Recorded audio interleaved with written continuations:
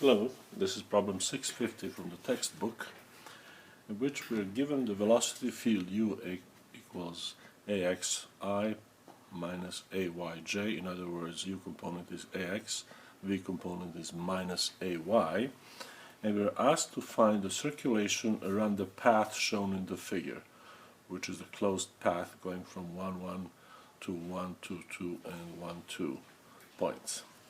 So the circulation g is given for the closed path. It has to be closed always, as the line integral of velocity times ds, the oriented element of the path. And in our case, the velocity itself is axi minus ayj times ds. We're going to split that into 4 paths, and in each one we will have really the component, the product, or that's a scalar product that will be non-zero only for the component parallel to the path. Or in other words, it will be 0 for the component perpendicular. So now we basically expand this and say that for the first segment we have integral for x equals 1 to 2 of axi minus ayj,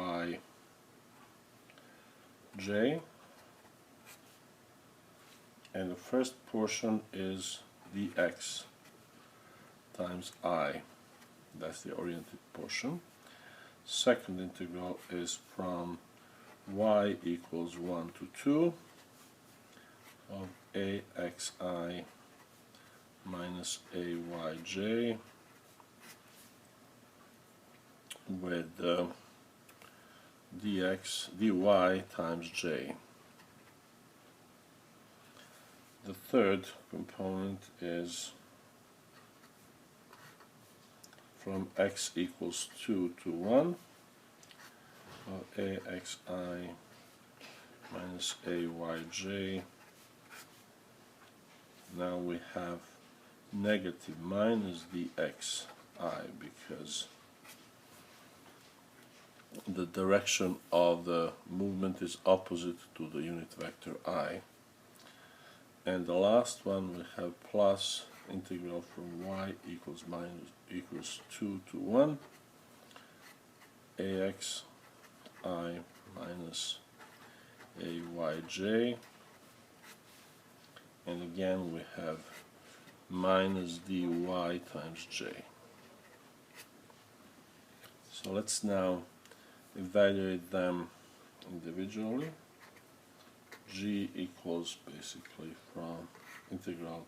We're now incorporating signs in a proper place. Integral from 1 to 2 of ax dx. Integral of this is 0 because that product is j and I. So the first integral here becomes the first term here. The second integral here, we have essentially integral from 1 to 2 of minus ay dy. So as the unit vectors are multiplied as scalars, they disappear because their product is either 0 or 1.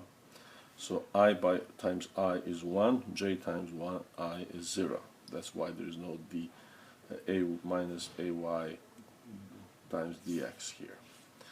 Then the third one is integral from 2 to 1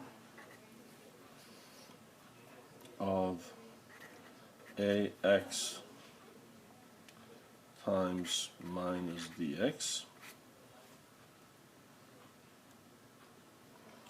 and the fourth one is integral from 2 to 1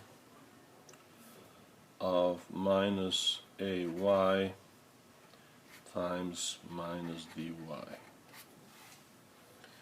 So if we incorporate properly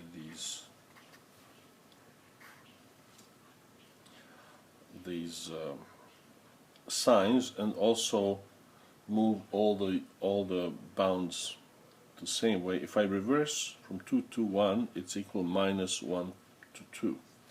So I have ax from 1 to 2, ax dx minus integral from 1 to 2 of ay dy. We have minus times minus is plus integral from 1 to 2 of ax dx, and here I have minus times minus times minus, minus from 1 to 2 of ay dy, which is equal to 2a integral from 1 to 2 of x dx minus 2a integral from 1 to 2 of y dy. And now, as I evaluate those integrals, I have g equals 2a times, this is x squared half from 2 that's 4 minus 1 is 3, so it's 3 halves, minus 2a, and the same story here for y, 3 halves, which is 0. Essentially, if I were to look at the field itself, I could conclude that it must be 0, since the flow is irrotational. How would I know that the flow is irrotational? I can check, because it's a 2D problem. I only need to look at omega z equals 1/2 of delta u per delta y minus delta v per delta x, which is 1/2. Delta u per delta y is 0, and delta v per delta x is also 0.